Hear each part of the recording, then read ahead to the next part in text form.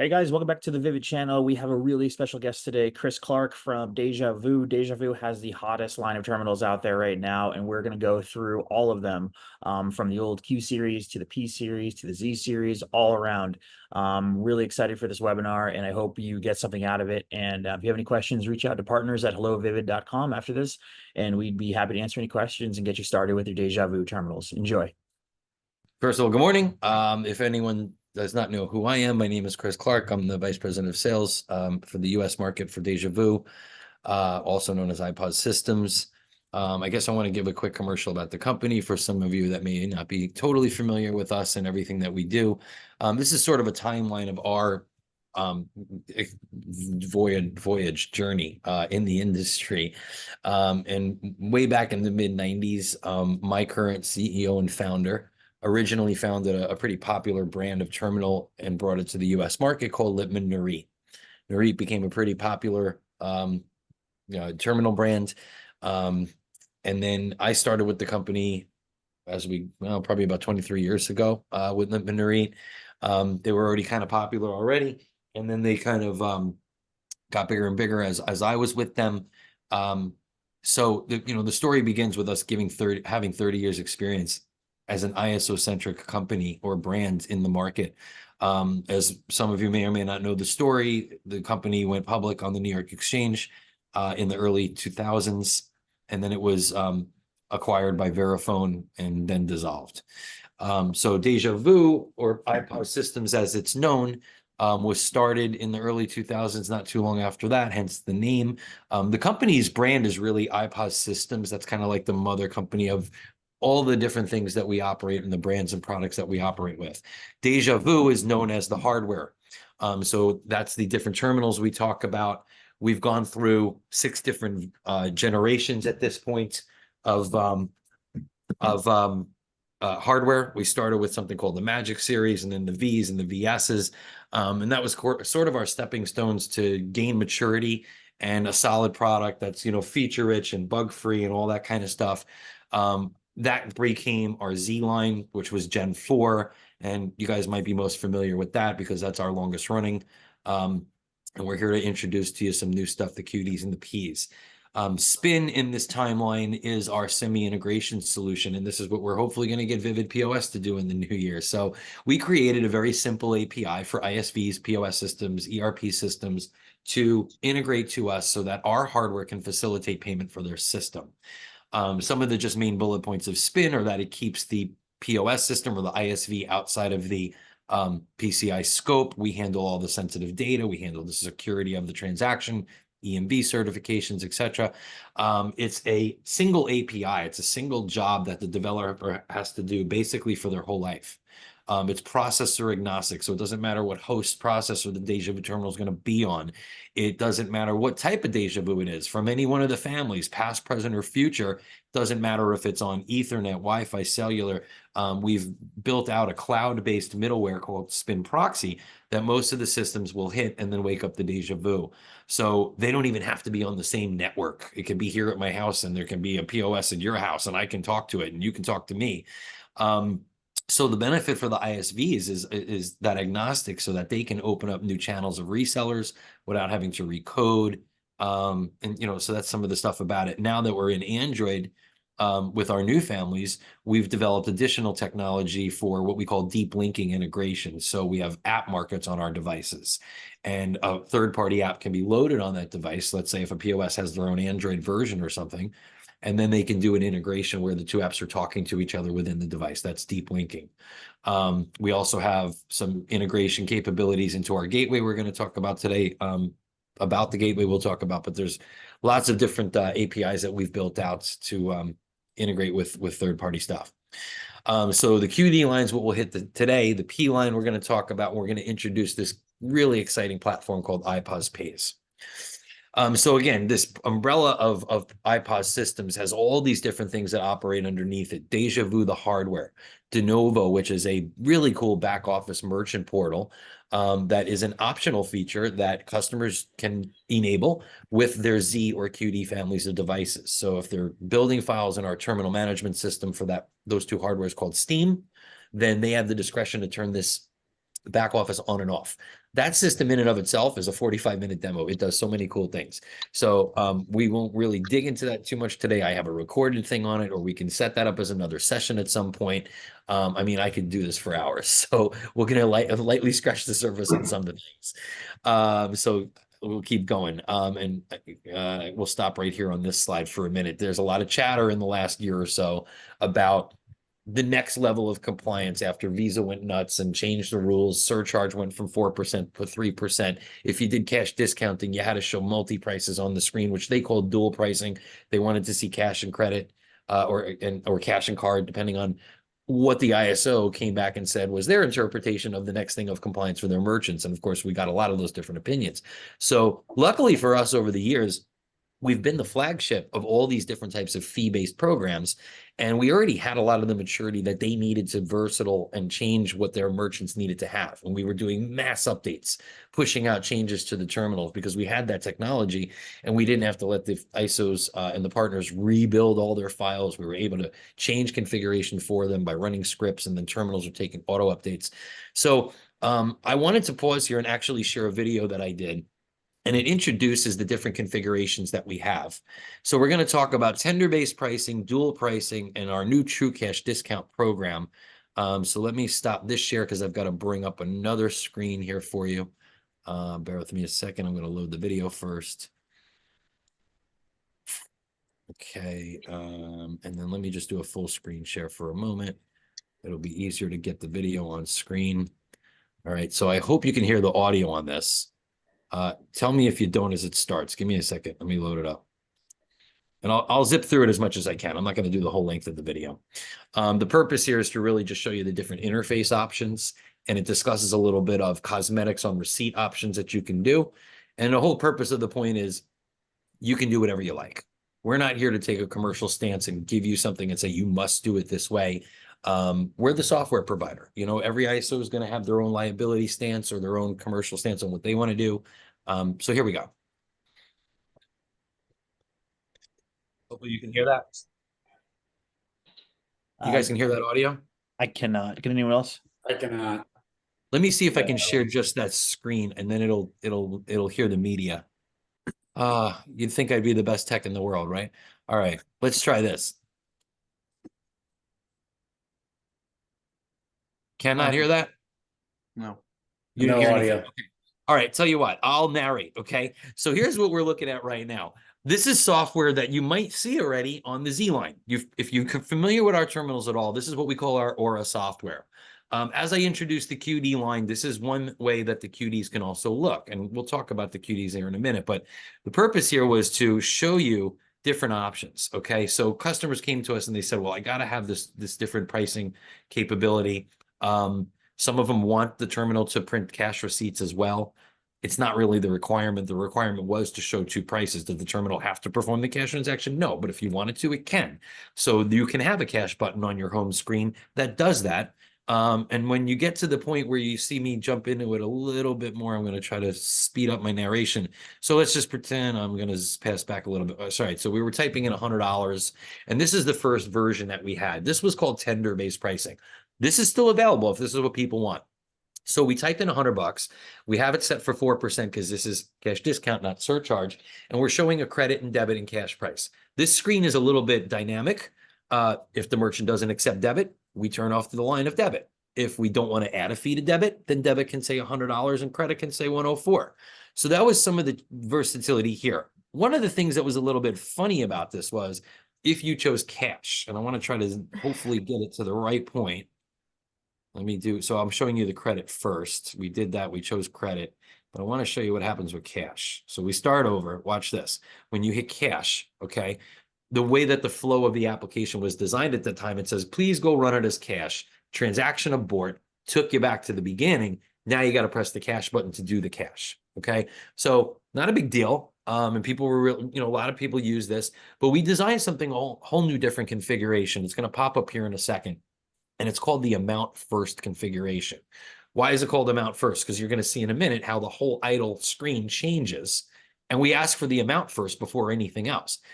Two reasons we did this. Number one was for the better, the smooth of the cash transaction. So here it is right here. I want to pause on that. This is an amount first configuration idle screen that's available for the Z's and the QDs. And for two reasons, like I said, if we press cash, it's going to zoom out that cash receipt. It's not going to abort and kick you back to the beginning.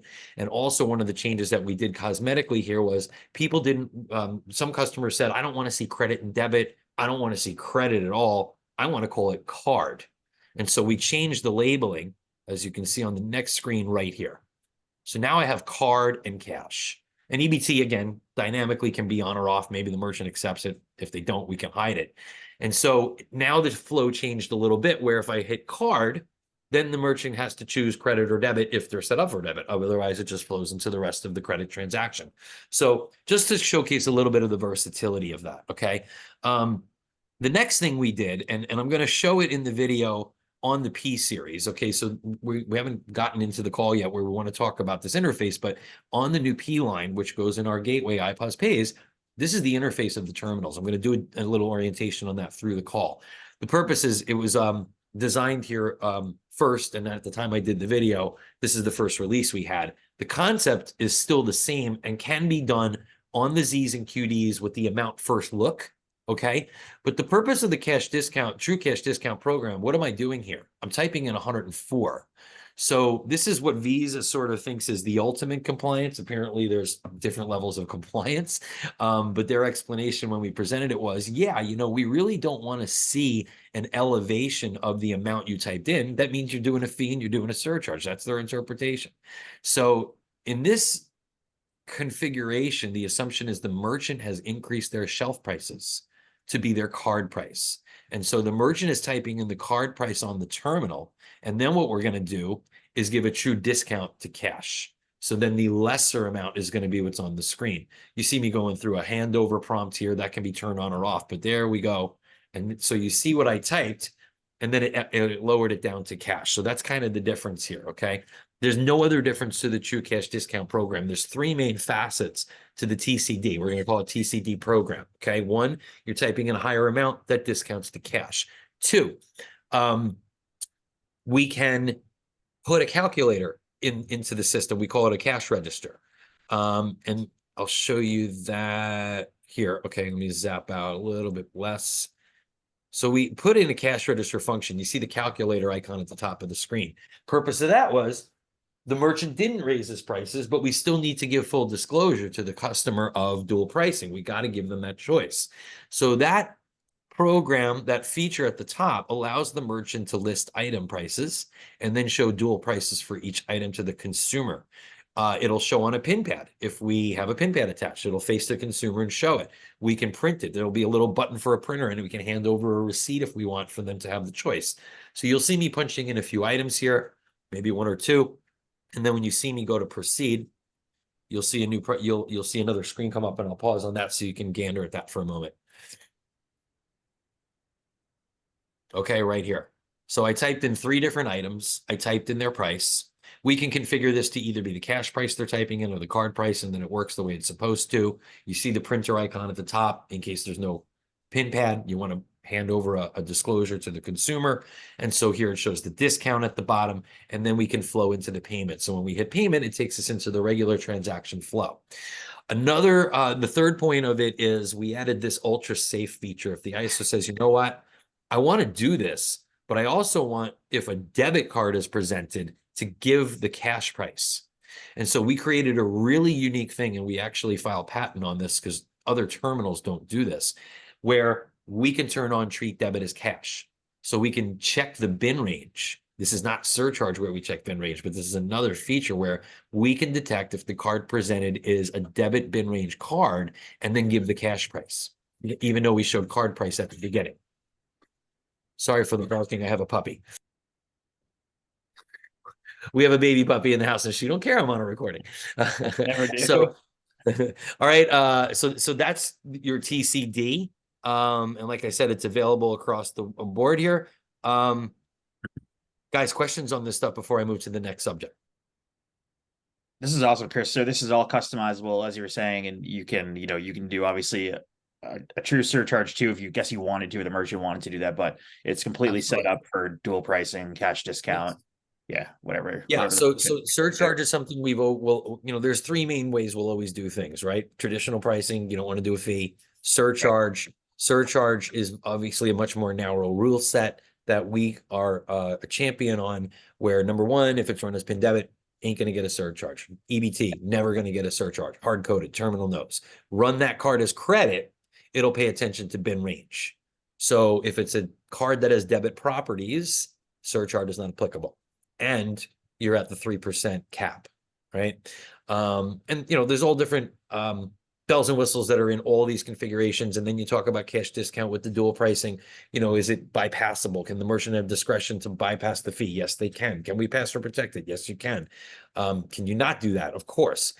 Now on the receipts, as things changed, do you want to suppress the line item of the fee? You want to make it just a total? Yes, we can do that. You can prompt it on the screen or not, or you can just make it zoom through the transaction. So all of these things are there. Anything you can think of, we probably already did, and it's in the configurations for you. And we always are making changes. I mean, this is changing all the time. I think there's another wave of change that might come soon. We're hearing some different buzz out there about that. But that's what we're about. We're versatile to make changes very quickly. We don't take months and months and months. Sometimes it's only a few weeks, sometimes it's only a month or two. And we're always taking, enhancement requests, certainly bug fixes, new feature changes. All this is constantly, and then never-ending development for us as the company. So let me get back to the PowerPoint a little bit here, and we'll kind of move forward from that. Okay. So next thing I want to talk about is the Z line. Okay. Now this PowerPoint was written in 2022. Okay, but we're going into 2024. And the Z line is going to be an 11-year-old technology. Okay. And that means it was designed maybe a year or two before that. You're talking about a 12 or 13-year-old technology design. We are going to continue to offer the product for some time. There's no plans to stop selling it in the near future. But if we do, we'll continue to legacy support it if software changes are needed. We won't just say it's end of life. I'm not supporting your install base anymore. Inventory challenges have stopped really on this product line, but as we get into the future of manufacturing and you look at the trend of technology on terminals, which is really Android all the way, these are Linux. And so sourcing components could become a problem the further we go. I think the main point I want to tell you about the Z's is we're seeing a lot of partners migrate away. Okay. And if you continue and you don't migrate, well, that kind of makes you less competitive because the merchant's going to get sold by somebody else with the new shiny, and they're going to get that technology. Even if they weren't ready for it, they kind of smooth into it and they enjoy it. Okay. So that's kind of my purpose here is, buy what you like. We're happy that you're using us. But we've got something better, and that's what most of today is going to be about. Okay. So I want to first hit on this, the QD series. And this is why am I going to hit the QDs first? Because it's your easy transition away from the Z. Okay. Why? Because it's the same software interface. You don't have a learning curve here. It's the same terminal management system, how to build files, how to download the device. These are new manufacturers that we are working with. So we're noticing a much better reliable failure rate on these products. I think the two biggest headaches that we saw with Z's, although it's gotten better over time, was broken paper covers. It tampered when it really wasn't supposed to. Tampers are going to happen when they're supposed to. It's part of the design of security. But I think it was sometimes happening when it wasn't. And so we've seen that failure rate drop like a rock on these families that we're going to introduce today. Really, this product family was brought in 2021, so it's been on the market for 2+ years. We have, gosh, I don't even know now, maybe 100,000 of them in the field, maybe more. And it's been extremely reliable. People are moving to these and they don't go back. So they're lightning fast. All certifications are pretty much done at this point. Our major processors are complete. Your processor of choice is done. Fiserv, TSYS, WorldPay, Global, take your pick. I don't know what other relationships you have with some larger ISO partners like EPX, Priority MX. These things are done. Clearance almost done. EVO was completed, but now we're seeing EVO get dissolved with the acquisition. So we kind of lost that one. But really, Adding new features also is much easier designing on Android. We did Spanish bilingual. We added the ability to do more multi-merchants than the Z's. The Z's can do 5, the QDs can do 10. All in all, this is easier to deploy, better to support. And that's one of the biggest things about the newer technologies also is your cost of support, your time to support each merchant is also going to go down a lot. We've embedded into these new families a software where you can basically do FaceTime with the terminal. Think about that. From your phone, from your tablet, from your computer, instead of pulling teeth on the merchant. What did it say? What happened when you ran it? You can watch it. You can also take your mouse and move it around on your screen, and there's this blue dot that floats around on the terminal screen. So the merchant remotely can watch where you're telling them to point and press. So from a support standpoint and training, that's really, really cool stuff. Your gift card hosts, the most major ones, are also offered on this. So I don't find, and this is my point, a reason to stay on Z. We've done everything you need on QD and more. Okay, Awesome. so we're going to do a quick walkthrough of the QD family models. There's only 5 or 6, and we're kind of doing an introduction. So the QD1, this is a battery operated 4G device, Wi-Fi capable, onboard printer. Everything's got contactless. I'm not going to even say that. Everything's got built-in pin pads. I'm not going to say that. That's across the board. But this is like taking a wireless machine and putting an OtterBox on it. So it's a much more rugged terminal. It can take a little bit more of a beating and dropping and stuff. I mean, I wouldn't drop it from my shoulder or my waist high, but it's going to take a little bit more of a beating before it goes out of service. It goes into a tamper alert, something like that. We now have AT&T, Verizon, and T-Mobile capability on the QD family. We sell SIMs, or you can bring your own. We do this is not really going to be your mainstream wireless. It's about $100 more than the next one I'm going to introduce. So when you talk about what's the next thing I use after a Z9, it's going to be this one right here, the QD2. This is your new Z9. Okay. When we sell it, it's less than $40 more than a Z9. Okay. The other one adds $100 to it. So then you're up to 140, give or take. Okay. But this is going to be your mainstream new wireless device. We even sell a very inexpensive silicone rubber protective skin for it that's under $20. So you can still give a little bit extra protection to this device as it's being carried around. The battery life on these, holy cow. I mean, the difference between using the Linux Z's, and what you may see some other competitors using, not to mention in our market, modeling using our hardware, but in a different color. It's really the same technology, and the battery life, just you'd be lucky to get 6 hours out of it. These will last you all day and then some. So the battery life has been incredibly improved with these Android devices. I can't say anything bad about them. So we'll move forward. This has got the printer built in as well. This is a nifty little device. So this is a battery operated pocket-sized device called the QD3. So we took the printer off. We made it smaller than a cell phone. We sell it in 2 flavors, either Wi-Fi only or 4G Wi-Fi. The Wi-Fi only one is under $275. The 4G Wi-Fi is around in the 260s. And then the again, you can use whatever SIM cards you want. Now, I was going to mention this. Notice how it says, printerless and go green, right? There's no printer here. I have to be able to deliver receipts to the consumer. We can do it via text. We can do it via email with Go Green service, but that requires de novo. So this is the only one in the family that requires the back office and therefore always has a monthly fee. Okay. There's only 2 scenarios where we ever enforce monthly fees. One is when it's a printerless device. Other is when you're using it integrated with a POS. And so we'll get into that with the Vivid stuff, right? But we add de novo to it and you get the extra value. So you get this whole back office de novo with this device. It's just a couple of bucks a month. It's really very inexpensive for everything de novo does. So if you buy the Wi-Fi only one, let's just say, as an example, and the merchant is savvy enough to set up a hotspot on their phone, they're processing. They don't have to pay for a SIM card. So it's really cool for that reason. Now, what we did with this, and we confused some customers, we created a pin pad out of it. Okay, so there's a pin pad that works with the countertop model, and this is the countertop model, the QD4, okay? This is your new Z11. It's $6 more than a Z11. So there's no brainer to get into this product. So this is your countertop that does electricity, does Ethernet, and does Wi-Fi, and we have pin pad options for it. So that's where I was segueing to get to here. This one is going to use either a QD3 pin pad and this is where the confusion came. So basically, we took this footprint, this shell, ripped out the battery, and created a wired pin pad. So it's about a 3.5-inch screen, a traditional sized pin pad that can attach to the QD4. Okay. We sell swivel stands for all these products today that are around 30 bucks, very inexpensive, that tilts and swivel. You can put your pin pad on it or your main terminal. Both families have that accessory available as well. And some people also use this called the QD5.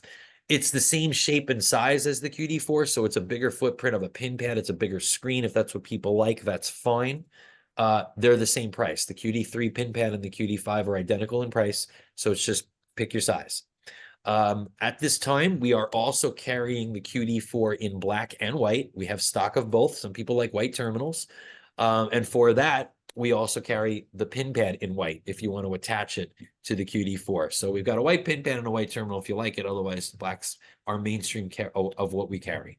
All right, so that covers the QD hardware. So before I get to the next world, does anyone have questions? I do real quick, Chris. You mentioned, I think, did you say that all of these work on multi-mid accounts? Yes. That's awesome. The QD line can do up to 10 MIDs in the device. That's great. And if any of you don't know what that means, it basically means that you guys can have just several merchants on one terminal.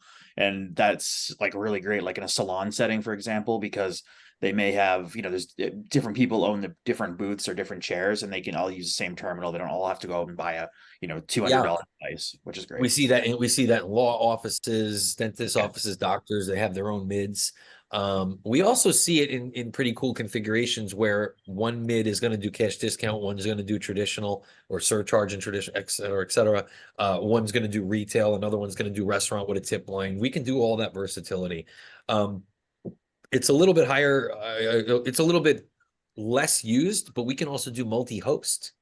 I can put one merchant on TSYS and the other one on Omaha, the terminal, for example. So that's another way we can do some pretty unique file building.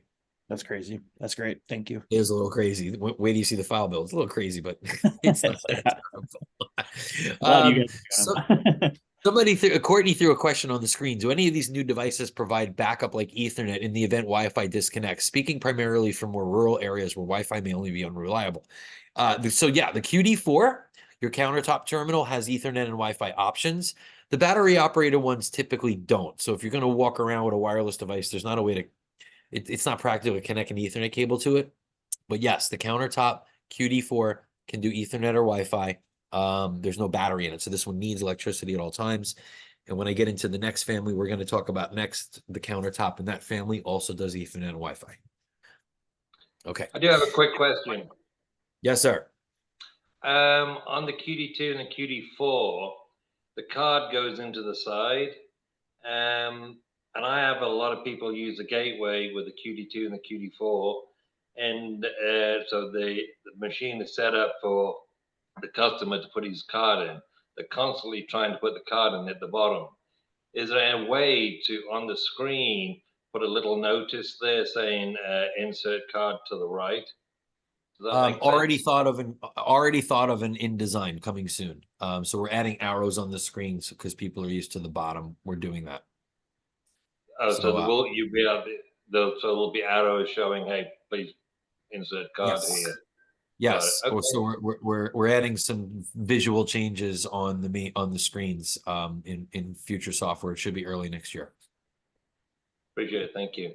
Yes, thank you. Okay, let's go next.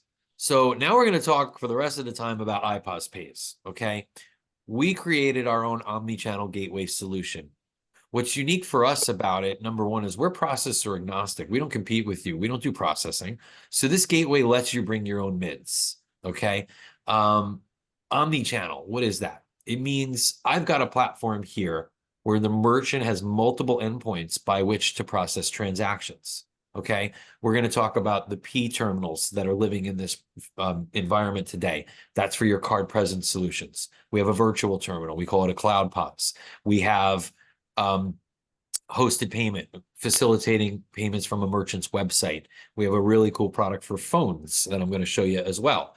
But this is a state-of-the-art, brand new gateway that was built just a couple of years ago by our engineering team of 75 engineers that support it. It is currently TSIS and FISERV certified on Nashville and North and Omaha. WorldPay is almost done. Elevon is also in the works. The hardware is amazing. Think of what a gateway mainly does, right? It gives you control of the transaction, manipulating transactions instead of the terminal just processing to the processor.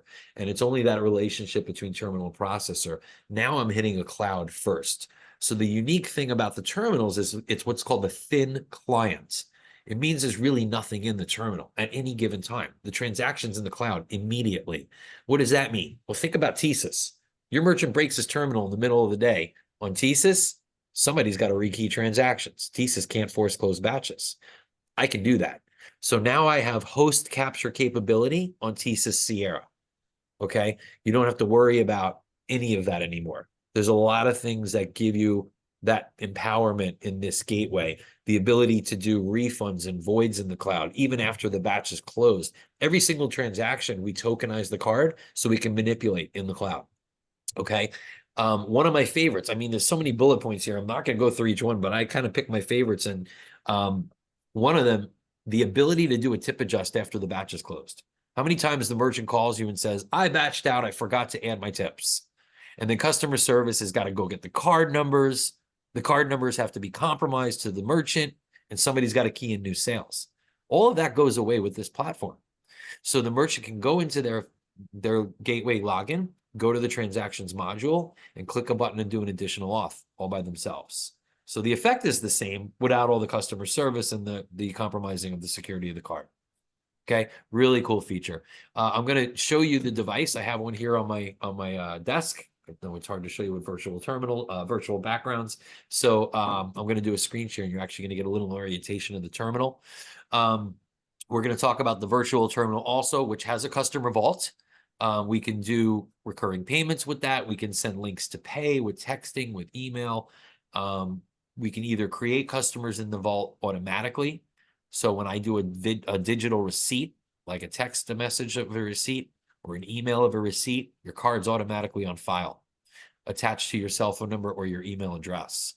And of course, you can manually create ID cards and put cards on file with your vault as well. You can do promotions. You can actually add messaging to receipts. Think of this. Every receipt can say this transaction was powered by Vivid. And you can have your logo and your website QR code that takes you to Vivid's website.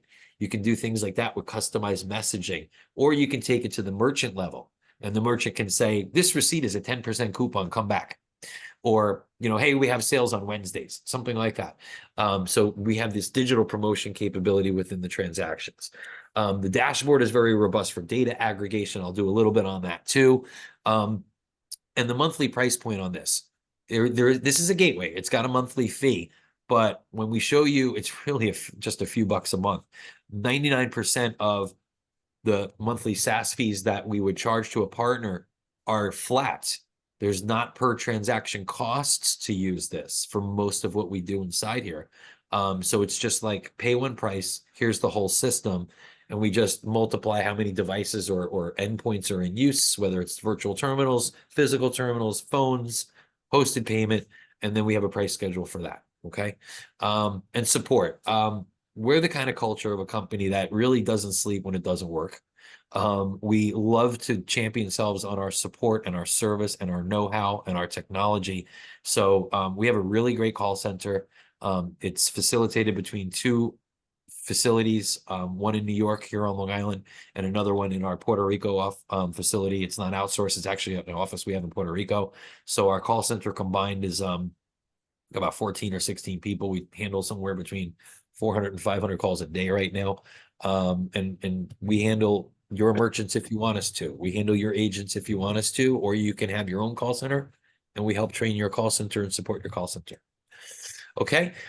So this is a whole new system. It's not the Steam that customers are used to building their files for Z's and Qt's. It's all one whole new website, a whole new platform for your terminal management system. So Dejavoo's off the table. This is your new Dejavoo, your new back office with reporting capabilities, receipt backups, and signature capture, and all of that. This hardware is cheaper than the 11-year-old Z's. This is the cheapest Androids you will find in the market, and they're fantastic hardware. I think that's a huge point right there too. This is also a bilingual platform. These are fully stocked terminals. These new manufacturers we're working with give us no challenges with inventory. Logistics has gotten better since COVID has calmed down and things like that. So let's get into it. So here's your P1. This is your countertop terminal. This is the one that needs electricity and can do Ethernet and Wi-Fi. Like I said, the price on these is incredibly good. There is a battery in this for light backup. The power goes out. I mean, it's really not meant to run around with all day long, but it does have a battery backup inside. Printer on board, and if you like it, Steve, you can insert the card on the bottom on these. Okay, so on these terminals, it's not on the side, which is maybe better for you. People also like using the QDs on the gateway. So we did a TISA certification. So not to confuse you, like I said, the QDs are on this other platform, but the QDs actually can be on both, but you can only do TISAs. So if you bring the QD to iPOS Pays, it's TISAs only. If you want to do Fiserv or some of the other certs that we're working on, it'll be the P terminals that you work with. This is your wireless terminal. It's battery operated, 4G and Wi-Fi, the P3. That's the one I actually have here on my desk. And so you can kind of get a little bit of a look at it. There we go, right there. And you can see how sleek it is on the sides. Really thin and really cool looking, okay? And again, these are cheaper than Z9s. These are cheaper than QD2s. Really great hardware. The battery life, again, excellent on these. With these, the SIM card carriers can only be AT&T or T-Mobile. There is no Verizon on the P, at least for the foreseeable future. So cannot do Verizon. Okay, and then you have the P5, which I have one of them here also. Looks like a cell phone. Really cool little pocket-sized terminal. These sell at top level in low volume for only $225. And it's 4G and Wi-Fi capable with a battery built in. So you can use this as a standalone device and do digital everything, right? Receipts and everything, emailing or text, just like our other platform. All of the devices can do that. Or you can use it as a pin pad, put it on a stand and let it be the consumer-facing device. Basically, any one of these three models can be the master and the other one can be a slave pin pad. So you can use any one of them as a main terminal and another one as a pin pad. It's very easy to configure. There's not even a pin pad cable involved. It uses Wi-Fi. It's a very easy pairing process that we've created within the two devices. So you don't have to worry about wires. You don't have to worry about proximity issues. As long as it's on the same Wi-Fi network, it works really good. If that's an issue and Wi-Fi is unreliable with the merchant, what you could do is you can use two P1s. And as long as they're both plugged into Ethernet on the same network, they'll talk to each other through the local area network, and Wi-Fi is not necessary to do pin pad solution. Okay. Another way that is pretty unique that you can use these terminals is as a pin pad with our virtual terminal. So I can have this sitting there polling and on demand, wake it up through my VT to do a card present transaction on command. So that's actually pretty cool too. Okay. I'm going to move into the platform itself and do some terminal orientation for you. Anyone got questions, shout them out while I'm prepping myself here. Chris, does this work? Maybe this is too far ahead, but does this work on a cell phone? I know that you described the P5 as being a cell phone, but are you guys coming out with an app potentially that we could just download it on iOS? So it's actually already out. It was going to be my last slide of the Okay, presentation. sorry. No, let's just do that and talk about that now because I really only have one slide left, and then we'll go into the orientation. Tap on phone. Okay. We have an app that's available right now for Android and iOS phones. It's called iPOS Go, another brand name we've put out for the name of the app. What does this do? It gives you the ability with nothing but a cell phone to do a card present qualified transaction.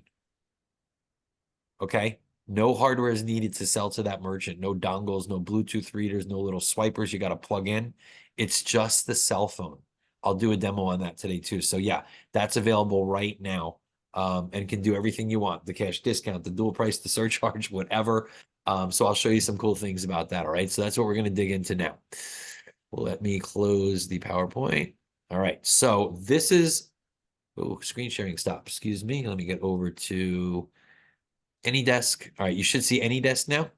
All right. You're looking at a terminal. This terminal's right here on my desk. So this is what we call that FaceTiming, right? So now you see how it works. So this is the new interface that you would see on the P series or a QD used in the gateway. This is also what you see on the cell phone, okay? It's got some cool things about it.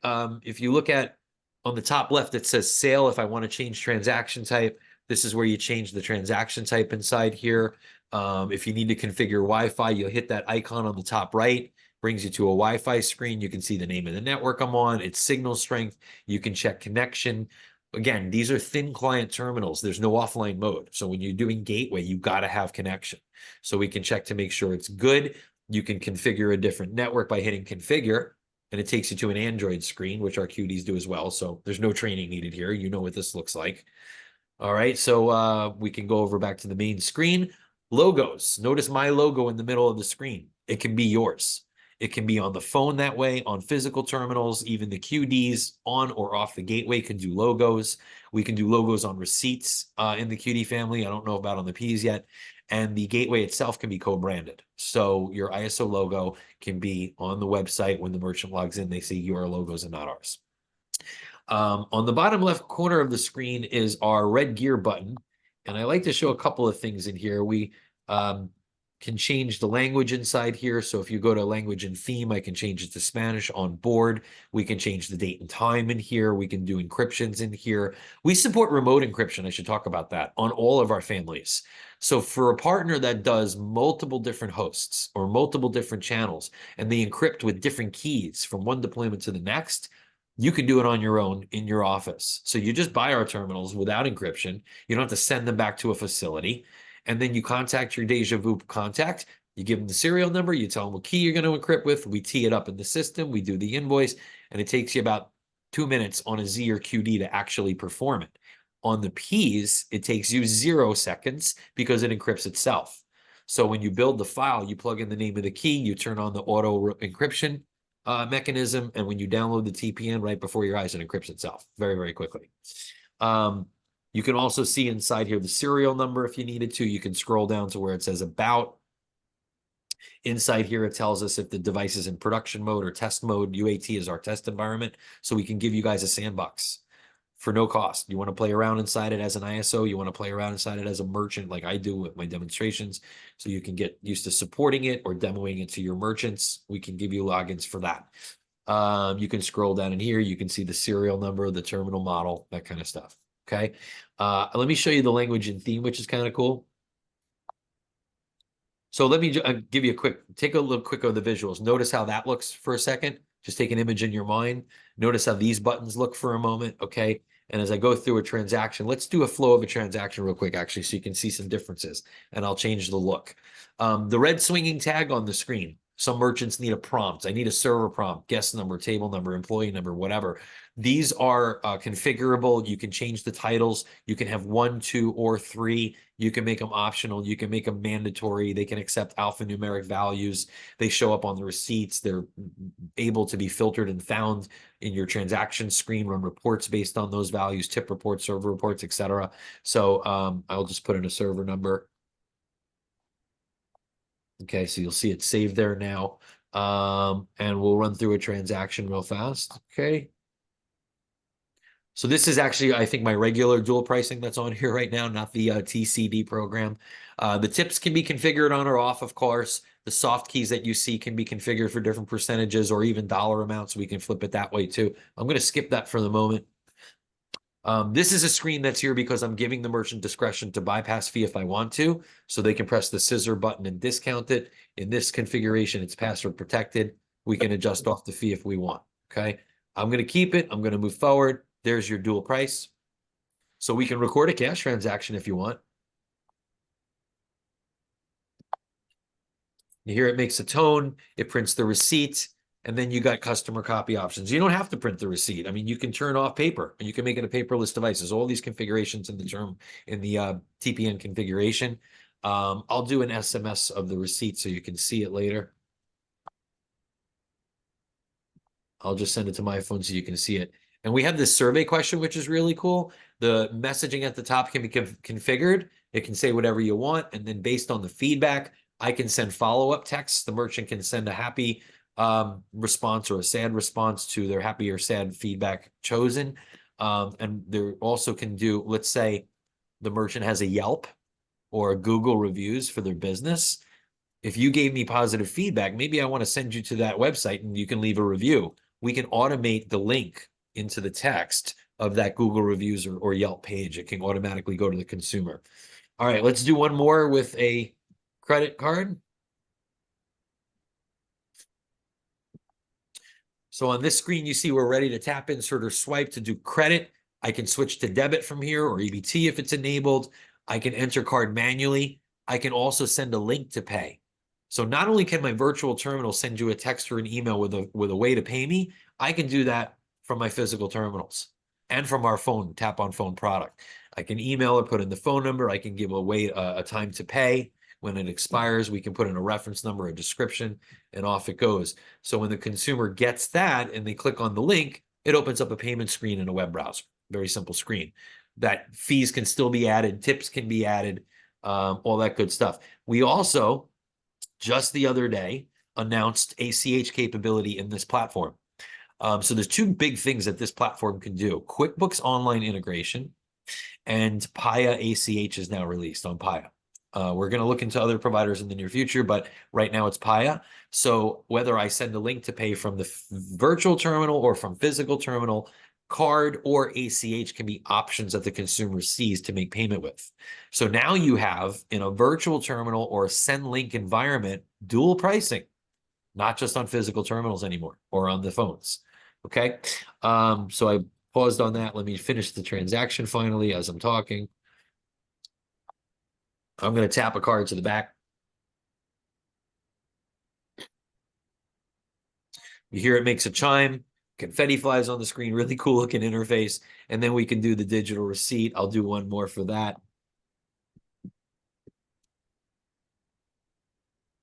And I'll do negative feedback this time. I'll show you all the things that are popping up on my phone later. One other thing I want to show, look at that little icon at the top next to the Wi-Fi icon. This is a capability of doing split payments. So if you have multiple people at a table and they want to split the payment out, I have an interface for that. And it just walks you through the different amounts. So I can go all the way up to 7. Okay. And then it's when you hit confirm, it just walks you through 7 different transactions. That's the flow. But we did build that out. There's also in the very near new year, a light inventory function coming. So you have like a food truck or something. He just wants to ring up hot dogs and beers and chips or something. We're going to have a button at the top that they can just ring up their items, add items to the sale, and they can configure that in the gateway. Okay. The yellow star in the middle of the screen, you're familiar with that on other Dejavoos. We call that the favorites menu. This is where your popular day-to-day functions are. So your basic stuff is inside here for that. As you can see, we also have a cool pre-sale ticket function inside here. Pre-sale ticket is something that I can type in an amount. And I can put in a phone number. If I'm the server, I'm going to put in my cell phone number, okay? Whatever that might be. What it's printing is just a little receipt with the business name on it. I don't know if I can get the virtual to pick it up, but yeah, you see that? It's just showing you the amount with a QR code. So think about turning over tables faster. That's what restaurants want to do. Instead of running back and forth and leaving the check and coming back and checking for how they're going to pay. Oh, it's a credit card. Let's run over to the machine. Let's bring the receipt back. Now they got to sign it. All of that. Leave this on the table and they can scan it and make a payment from their phone. And the server with the phone number I put in gets a text message when the payment was made. They get a notification. So that's our pre-sale ticket. When you send links to pay from the device, you check the status of them from the device as well. That's what this other button on the bottom is for. So I can check when I texted it, what the amount was it paid? Did it expire? Did it not go through? Is it still open? So that's what these are for. Okay.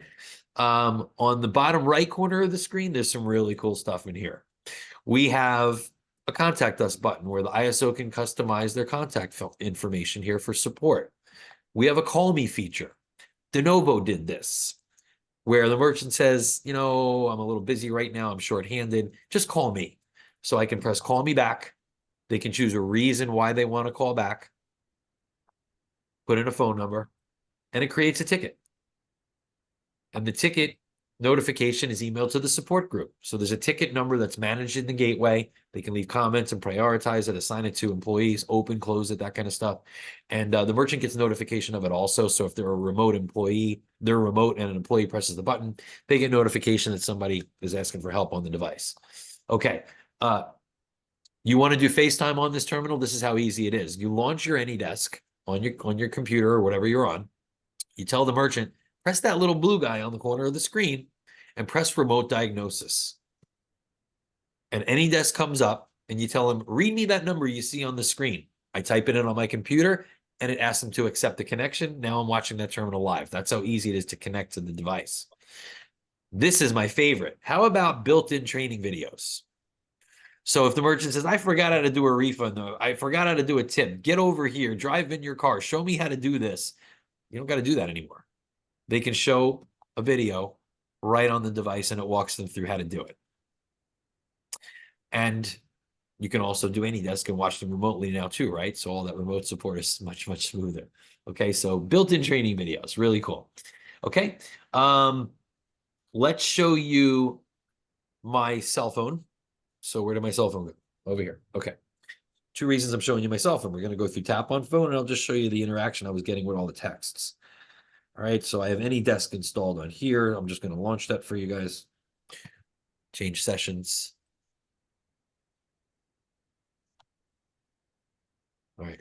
Because I'm using it free, there's a 3-minute countdown. Okay, I'll do a little dance for 3 minutes. Let's log into the gateway. All right, so this is the dashboard of the gateway. All right, sorry to bounce around a little bit. I see something in the chat too. Did I miss something there? No, I think you're all set. Oh, okay, that was an autopilot. Yep, got it. Okay, so this is their dashboard. The ISO dashboard looks a little different. It's a little bit more powerful because they can see the whole business on all the merchants. I don't really want to go into the ISO level. I think this is more, a sales thing here. Anybody that wants to come to us and see more, we're happy to do these things over and over, or maybe we can add another session for it. But the one thing I like about the ISO dashboard is there's attrition tools. We show you reports when merchants are on the decline, merchants that haven't started processing, merchants that are aging in your system but aren't processing. I mean, there's a lot of cool reports for that. Other than that, the data aggregation is kind of the same from both sides. So I can click on any one of these and I can see the processing volume for the month or for the day or for last month or the last 3 months. And we can click into it by different device types that they may have in their system. So CloudPOS is the VT or a terminal or my tap on phone product. And well, I don't want to see that. Just show me how my terminal. So I can click it off and we can just zero in on terminals. We can look at it by channel, which is their e-commerce or their tap on phone or a physical terminal. In the ISO's view, you can also look at it by card type and entry method, like swipes, contactless. So there's a couple more things you can chop it up inside there. You can drill right into the transactions from here too. Show me my transactions for last month. It opens up, takes me into batches and shows you that. If it's this month or today, I can show you open transactions and it drills into the open batches on the left. Okay, you can see the chart down below. We can drill into it by different date ranges and it aggregates the information. We can also look at it and drill into particular stores. So the relationship as the merchant has this login, they're the main merchant. Merchants have stores, stores have devices. That's the relationship in the system. So you have different logins that the merchant can create. They can create merchant logins like admins, operators. Then you can create store managers. Then you can create multi-store managers, and they can have access to the stores you give them access to. All users have different privileges that can be granted or taken away. It's very granular with that as well. So you have a lot of control there. So here's your main transaction screen. So first I want to show you, this is the transaction we just ran. This is the card. I don't think we can see it, Chris. Oh, I'm sorry. Am I not sharing? You're probably looking at AnyDesk still. Is that right? Yeah, there you go. Sorry. All right, let that count down. Let me switch screens. I'm going to do a full screen. That's why. Apologize. No worries. I get messed up with all the screen sharing. All right, here's full screen. Sorry. So this was the dashboard I was showing you. You can see that now. Okay, so these were the buttons I was showing you at the top, the tiles. Today, this month, last month, volume. I was clicking inside here and showing you that. So sorry if I missed that. All right, I was going by device type. That was this. Okay, and you can mouse over it. See, you can take it away, like I said. that. You can look at it by channel. That was the channels I was showing you. POS is terminals, tap on phone, virtual terminal. Okay. You can drill into the transactions by clicking that. Takes you to the transactions, the batches, and then you drill into batches. You can download spreadsheets, crazy data.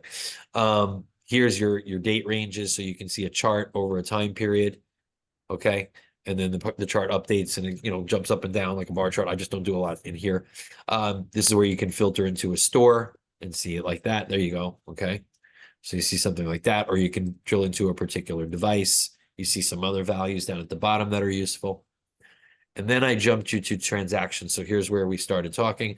So here's where a transaction I just ran, you can see I gave the negative feedback right there, my cell phone number. It's contactless, so we don't capture cardholder names during contactless, but if it was inserted, we capture it there. You can see everything about it, okay? The terminal it came in, the TPN that is here, and then all the stuff about the card data here. The receipts are here. You can have a logo, okay? If I did electronic signature, it would have been there. You can print from here if I want to send it to a printer, or I can email it from here as well. Merchant or customer copy can do the same. This is where I can do a void, partial or full. If the batch was closed, it's called a refund. Okay. If I switch over to alternative payments, which is considered gift card transactions or cash transactions, then you'll see the cash transaction I just ran today as well. Okay. We also keep transactions that didn't go through forever. So I can filter declines and show you why a card didn't go through. See all the reds. So we can say, okay, well, it said, please call. Maybe that card was reported lost or stolen. This one is, well, this merchant wasn't set up for fees. He's not allowed to process it that way. So whatever the host comes back with, we'll keep it. And we show you why a transaction didn't go through. Really good. What about also, well, I'm going to jump into something else from the ISO side, but I'll get there in a minute. Let's go down to tickets. So this is the call me's, right? So the merchant can see them, ISO can see them. They can click inside here and interact. They can see the ISO comments on the right. They can leave comments of their own right here. We can interact with them on the ticket. Inside settings is where they can do the follow-up texts, the happy face, sad face thing. So this is where they can turn that on and customize their feedback. Right here's where they can put in their reviews website page address. They can set up email addresses to be set up for batch alerts. They can either do it for the whole business, or each store manager can get just their emails for just their stores. So there's a whole bunch of setup inside here for that. You can do logos either for the whole business or per store onto the digital receipts. You can set up recurring payment alerts. We have generic hosted payment and true hosted payment. Generic hosted payment is just like, makes it look like this. So let's say they have a pay now button or a donate now button on their website. They can actually just create a static link all the time that never changes. That's what GHPP is, generic hosted payment is. And then the customer just puts in the amount they want. You can see that the amount got increased because there's a fee being added, so you can do that. And you can have all sorts of different fields customized here, optional, required, that you're going to make the person put in. ACH could be an option here as well. This wallet thing is kind of unique. Maybe a different conversation for another day, but we partnered with a company called SensePass, which is an aggregator of alternative payment options. Things like Coinbase, which is crypto, Alipay. They can do buy now, pay later services like the most popular one, Klarna. We can do PayPal. We can do Venmo. We can do Trustly, which is through a bank account. That's another alternative thing that we can do in this entire environment, from physical terminals, virtual terminals, tap on phones. That's another alternative styles that we can show you guys, or something that you can resell. The QuickBooks integration, I can show you that really quick. So let's first kill it. And this is what your merchant's got to do. They're going to step into this button, connect to QuickBooks. It's going to make me log into my QuickBooks. This is QuickBooks Online only, guys, which is pretty much the only product they're giving to merchants these days. Even when they expire, they're making them switch to the online, I believe. And now you'll see it kicks me back to my gateway, asks me to log back in, and check it out. I'm now connected to QuickBooks. That's all you got to do. So what can you do with this? Well, I'll show you one thing you can do, which is you can create an invoice in QuickBooks. And I'm not a QuickBooks expert. I kind of just dabble. I don't really use this. So I'm going to log into my Sandbox account here for a minute.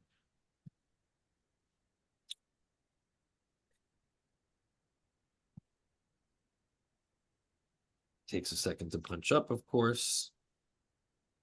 Okay. Sorry. So we have customers. So with customers, you can create an invoice. And then using iPOS Pays, I can facilitate a payment and report that invoice paid. That's one way we can do things. So let's just pick one on the list. Let's go with Video Games by Dan. And I'm going to create a new invoice. Oh, he's not able to. Oh, right here. Sorry. Create an invoice. There we go. So here's your invoice creation screen. Now notice your products and services that you're going to put on the invoice. Look at the names: concrete, design, gardening, et cetera, right? Show you this. Default services. I'm going to come back to this, but I'm going to show you why I'm showing it now. They're all the same. So this is proving I'm talking to my QuickBooks. Okay, so these are the services that I've pulled in from QuickBooks. Same thing with ledgers. So I have different ledgers in my QuickBooks account. So I can report automatically to QuickBooks even without creating an invoice by just selecting a default service and a default ledger. So number one way is create an invoice from here, and I'll show you how we can make it paid. But even if you don't create an invoice, anything you do in iPOS Pays, whether it's credit, debit, cash, from a physical terminal, from a virtual terminal, from tap on phone, from a website payment, I can report a transaction into QuickBooks in real time. Okay, by making a sales receipt number. Notice the credit transaction I did earlier. It's got a QuickBooks sales receipt number because I'm doing that automatically. So inside a sales screen in QuickBooks, that transaction's been reported even without creating an invoice. All right, but I'll show you the invoice way.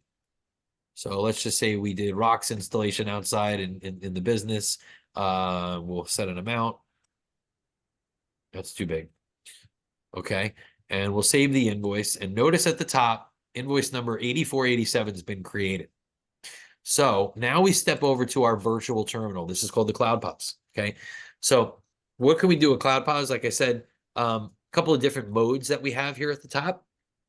Pay now, I can take a card number over the phone, or I can use autofill of a browser to pull things from my vault, which is known as my customers. So real quick, my customers is either an association of a name or a phone number or an email address. And you see as I click on them, there's cards on file on the right side. Okay, so if I start typing in my email address, there's my cards I can choose from, right? And then it'll auto-populate. But let me clear off for a sec. We can also do send payment links from here, texting, emailing. It creates an invoice number. Invoices live here where you can monitor the activity, okay? I'm just jumping around a little bit to save some time. So we also can do pin pad, like I said, right? This is how you wake up a physical terminal. Just press it right there. But notice this QuickBooks stuff at the bottom, right? The installation and checking were my default services that I chose. And so they're there already. They don't have to stay there. If it was rocks, I can start typing and it finds the rocks, okay? But we're going to do a pay now, but we're going to pull in that invoice number. So I'm not putting in an amount. I'm not putting in customer information. Now check this out also, okay? If I go over to customers and I look for video games by Dan is here already. Wow. My point was going to be that it automatically gets created in the vault. I can't demonstrate it because it's there already. But when we do this down here and I hit the magnifier, it finds the invoice and it finds the customer. Okay, pulled it from QuickBooks and it plops it in here. And yes, it adds a fee because I added a fee into my virtual terminal, which is removable if you give it the merchant that ability. Okay, so now you see this. You see the data of the customers being pulled from the customer card into QuickBooks. As we facilitate the transaction, if he wasn't already in my vault, he gets added to my vault. My card goes on file. That's what I was trying to show you. We'll just do a different card for now. Okay, so I can finish it.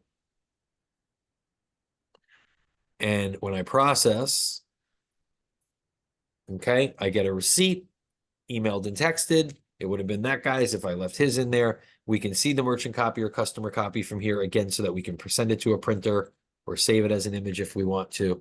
Okay, but notice how it says updated the invoice. So let's go back here and close. And now when we go into that customer, okay, at the second line, there's the invoice number right there. And now it shows paid. And here's our payment. Okay, so it looks like it's an overpayment because we added a fee. A lot of customers get headaches with that about QuickBooks. We can fix that. So inside your QuickBooks settings, you can choose to only report the base amount to QuickBooks. So we just kind of make it even and we leave the fees and all that stuff in the gateway itself. So that's another setting that might be useful for the merchant. Okay. So let me get back to the cell phone if I can light it up here. Hang on. Oh, it's still on the 3-minute thing. That's all right. It's all good. Yeah, I'll dance for a second. I do want to show you the tap on phone. So from here, what else? We got batches. You can see open batches, closed batches from the beginning of time. There's really good use inside here for the data. You know, once you get into closing batches, now the merchant's like, well, how can I see it? How can I interpret? How can I download everything? So let's do an example of something. I'm going to take the terminal that I've been doing my demos with. Here's the batch that I've been running with you all day today. Okay, so there's the cash at the bottom. There's the transaction I did on card, right? You see a breakdown at the top of tips and fees and all that good stuff. Now, you can do tips from here if you want. You don't have to be on the terminal. I can adjust tips, but let me demonstrate. I settle the batch. And let's go over to transactions. Now, remember, this is the transaction I just batched out. Oops, I forgot to add my tip. There's your additional off. And that's easy. That's how it's done. Very, very easily. Okay. 30 seconds. Almost there. All right, cool. So we're waiting on that. So that's how you do your tips and tip adjust after it creates a new batch, does a new auth, and we're good to go there.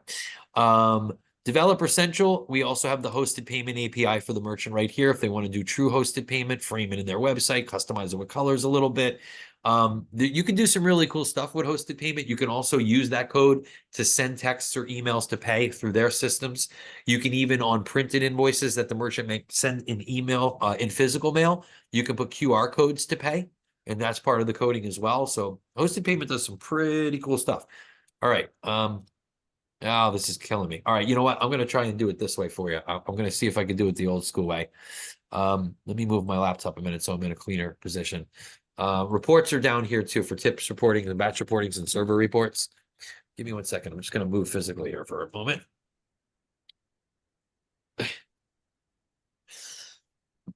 Okay.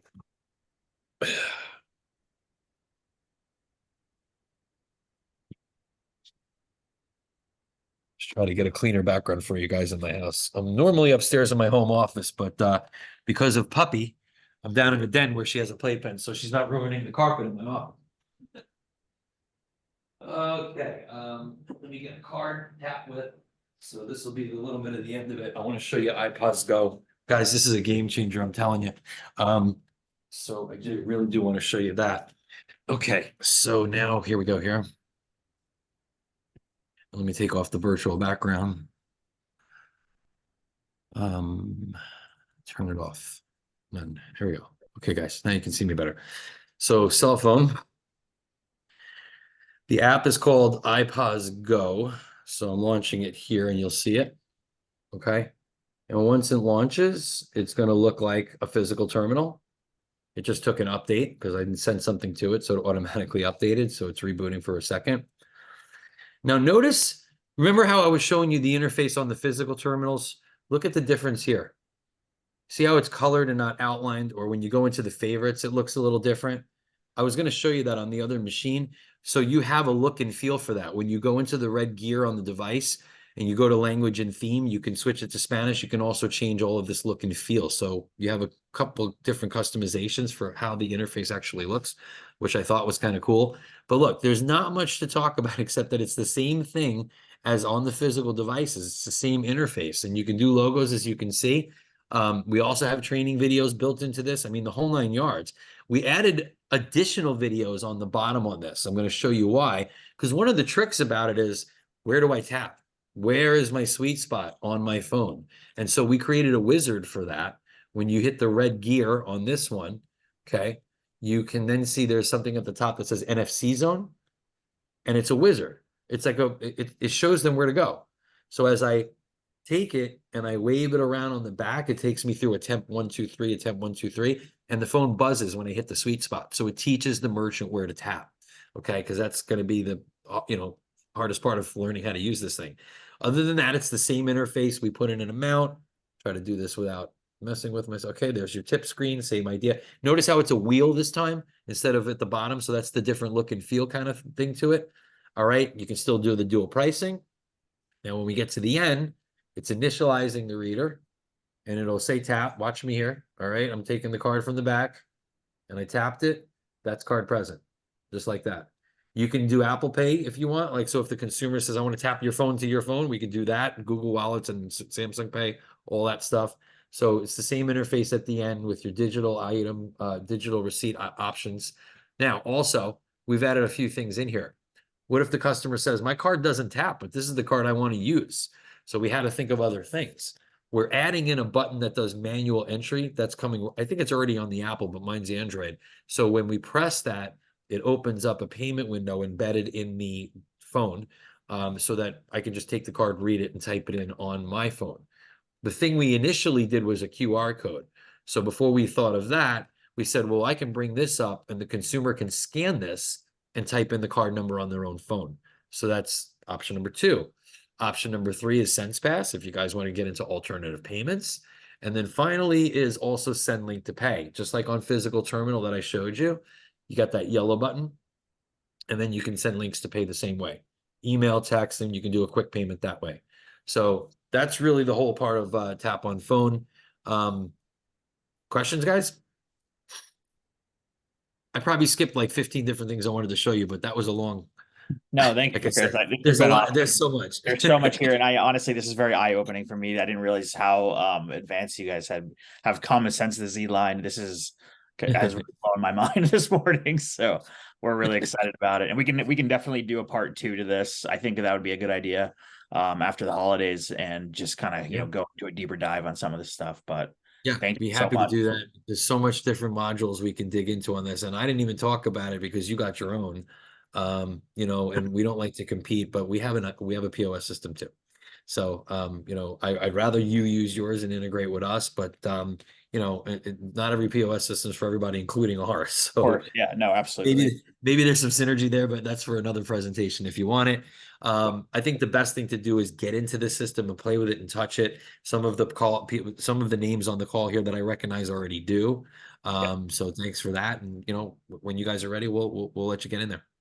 Awesome, Chris. Thank you so much. Have a great holiday, and I'll You as follow up. well, guys. Yeah, and we'll get this all set up internally for us so we can get this more boarded through Dejavoo. All right. Appreciate My it. pleasure for the time. Thank you, everybody. Appreciate Cheers. it. Bye-bye. Take care.